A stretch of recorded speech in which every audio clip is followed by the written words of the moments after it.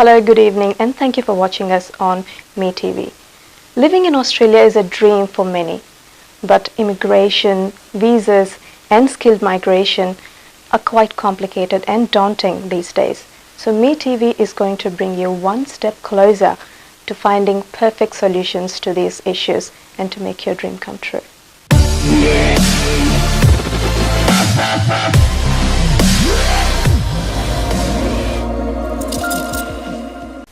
Today we're joined here by Mr. Tejas from Aussizz Group, who is going to clear our doubts and shed more light and help us better understand. Hello sir, how are you? Good evening. Good evening, how are you? I'm good, thank you.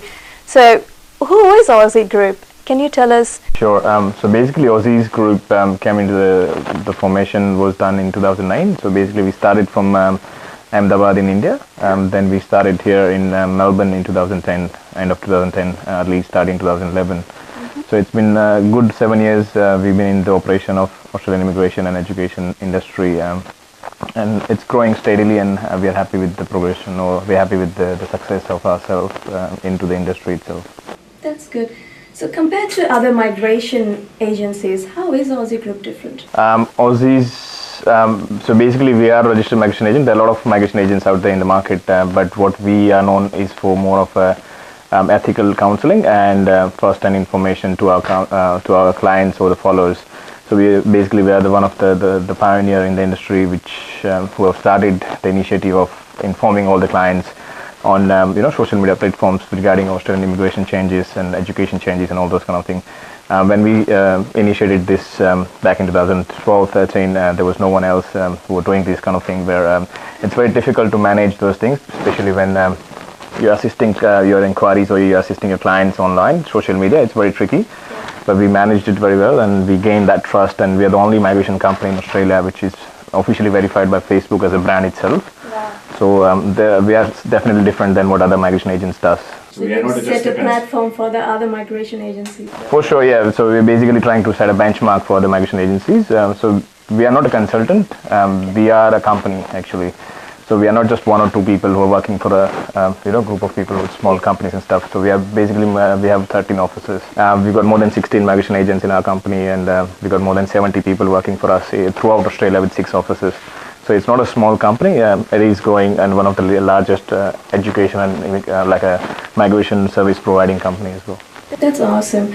So now families who want to migrate to Australia, what kind of visas are available for them? When we talk about Australian migration program, there are a lot of different kind of visa options, such as skilled migration, employer-sponsored, partner visa, child visas, and there are a lot of visas. So basically, Australian immigration program has more than 100 different kind of visa programs. So that consists all GSM, employer-sponsored, and all those kind of things. So it really depends on the applicant's suitability of the visa program. So let's say if applicant is overseas qualified professional, he or she can apply for the skilled migration. Okay. Or applicant has someone or some company in Australia who is willing to sponsor them or her for certain skills, then they can apply for the employer-sponsored visa. So it really depends on which visa program he or she is fitting in. So there are plenty of options to choose from. So talking about the skilled migration program, which is one of the most popular category for applicants applying from India and other Southeastern Asian countries. Can you give us a little bit more information about it? Because as you said, there are 100 different visas. So which one is the most popular? When we talk about a lot of visa subclasses, obviously Australia has very aggressive migration intake in a year. So every year Australia welcomes over 190,000 people from all over the world.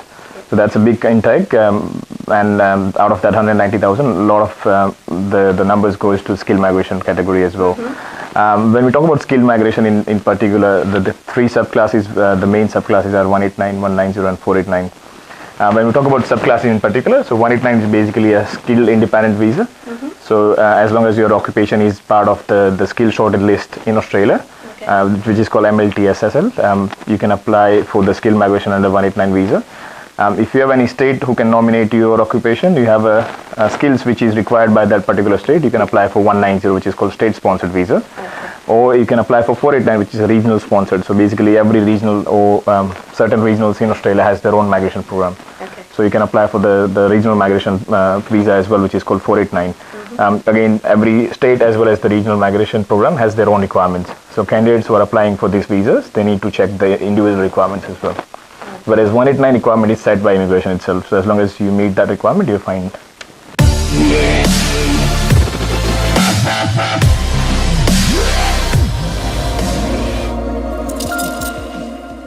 Just when people are applying for the skilled migrant visa, what are the certain final points that usually they tend to miss out on?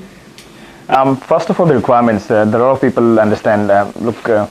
Having information available on internet is it's fine. There are a lot of information available on websites, especially the immigration website, border protection websites and stuff.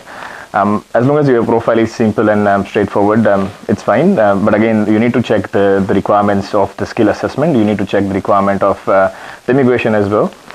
So basically, you need to meet 60 points requirement for 189, which is skill independent visa. Okay. A lot of people actually make mistakes in terms of first initial application by declaring the wrong amount of experience, or they're claiming the wrong points as well. So we had a number of people who actually applied for the expression of interest wrongly, and they get an invitation, but they cannot provide the documents to the immigration for the points they have claimed. So in those cases, the immigration can come back to them and ask for different questions, and they can be in trouble in terms of providing the wrong information as well. So when candidates apply, they need to make sure they provide the right information. They are eligible for those that particular application, and also they have the valid skill assessment and everything in place as well. So those are the key points. Obviously, skill assessment and the experience, qualification, and everything. They need to be very careful with.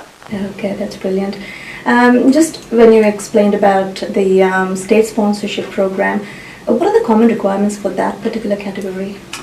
When we talk about state nomination, so basically each and every state has their own migration pathways, migration programs. So the state migration program is designed for that particular state. Let's say if you talk about Victoria, so Victoria has a lot of construction, has a lot of IT industry, a lot of all those kind of things. So their migration program, their occupation list is more focused on those areas. Whereas New South Wales is different. New South Wales economy is different. South Australian economy is different. So every economy, every state has their own migration pathway. When we talk about state migration eligibility, so we need to check with each and every states what are the current requirements, because it's very tricky one, as every state change the requirements very frequently as well. So that's how a lot of people get confused as well, because change every year, or do they have a specific period? There is no fixed timing, to be honest. So basically state can change it anytime. Okay. So there is no specific time frame that they will only change it July to July. To give you an example, I'd say last year in I think August itself, in November itself, Victoria stopped the state nomination for ICT occupation, which is IT occupations. They will be restarting in 1st of July, and they've changed the application process and everything. So it really depends on the current requirements, what are the number of applications they're getting as well, and how they're filling up that migration path, the program as well. Okay. So coming back to students, what are the most common queries you get from students in regards to studying in Australia and the types of courses that are available? When we talk about offshore students who are studying in Australia or wishing to study in Australia, obviously the concerns are the future. So what are the future pathways for them after they finish their study in Australia? Do they have a job in Australia for their particular occupations, or what are the options for their permanent residency after that as well? So when we talk about the students who want to study either diploma, bachelor or masters in Australia, they need to look for those occupations which are in demand, and they need to make sure those occupations are selected very carefully, because a lot of students just get the visa and they get confused and they try to change the programs and stuff, and they end up losing a lot of time and money as well. So when we talk about studying in Australia, you need to be very careful. You need to select what is your right career and what are the future prospects. Even if you want to stay here, or you want to go back to your home country, or you want to work somewhere else. A lot of students they don't want to go back to your home country as well. They want to, even they don't want to stay in Australia. They might want to go to Middle East, or they might want to go to another country, Canada or USA or somewhere else. So you need to choose your career very carefully as well. So you will end up building up your career on right time without spending a lot of time and money as well. These courses be usually helpful for their permanent residency, do you think? The courses, obviously, everyone has a different interest. So it really, first, any courses you want to study, it starts with you. So what is your career goal, what is your career objective and stuff as well. So if you think you want to do that, then that's you want to create a career out of it, then you should be focusing on that. when we talk about permanent residency pathways and stuff, the Australian immigration requirements keep changing. So basically every year the Department of Employment and the concerned department share the statistics with immigration that we are shortage of this particular occupation, so we are shortage of professionals in these occupations. Then we should be sponsoring them under the migration program this year.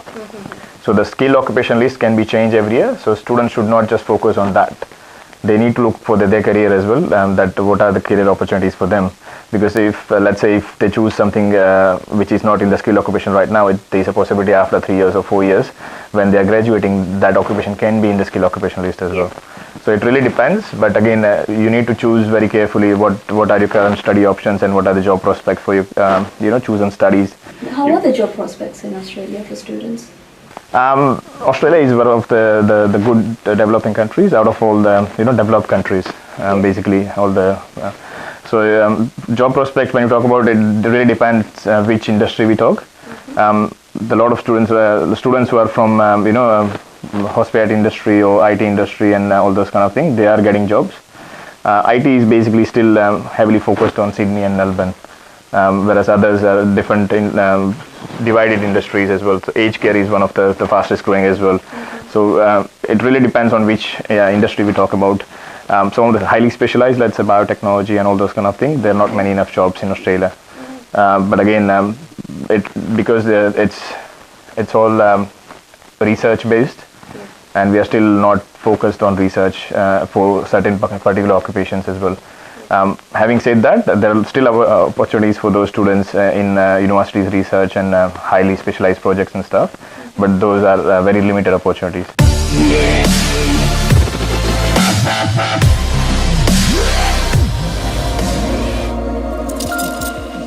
So just on a personal level, how did you come to Australia? I came to Australia when I was 18. Basically, I came here to do my bachelor after finishing my +2 in India. So obviously, I've gone through all the struggle as well myself. I've did my bachelor and masters here in Australia. I've studied IT. I've studied nearly 4 or 5 years, and it's been 10 years I've been in this country.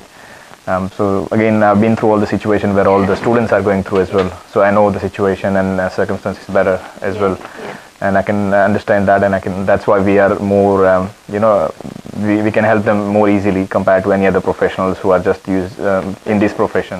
Yeah. And all this information is readily available on your website? In regards to skill migration, yes, a lot of information on our website, and they can also go on our Facebook page as well, where there's a lot of information are being updated every day. Because we are one of the pioneers in terms of updating our clients and updating our followers on social medias for latest changes. So as I said, state migration or even any such updates, there are very frequent updates in terms of state nomination and other requirements and stuff. So we do update our clients regularly on that basis as well. So it's easily available on our website as well as the social media. Yes. So Tejas, I've been hearing a lot of hype about PT at the moment. So can you give us more information about it?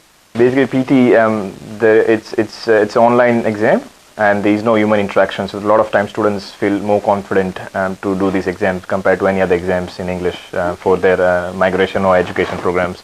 And that's why I think it's getting more popular compared to any other English exam. Not really, because PT basically it's backed by Pearson. It's a fairly big education group.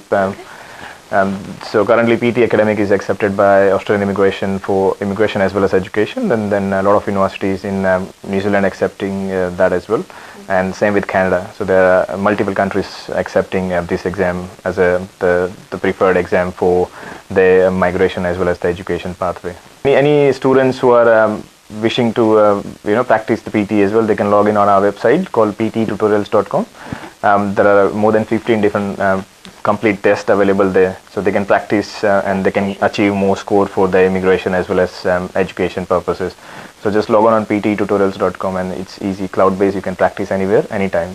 Thank you, Tejas, for your time and wonderful information that you've shared with us on our very first maiden show of Migrate Me. No worries. Yeah, we'll look forward to assist you, everyone.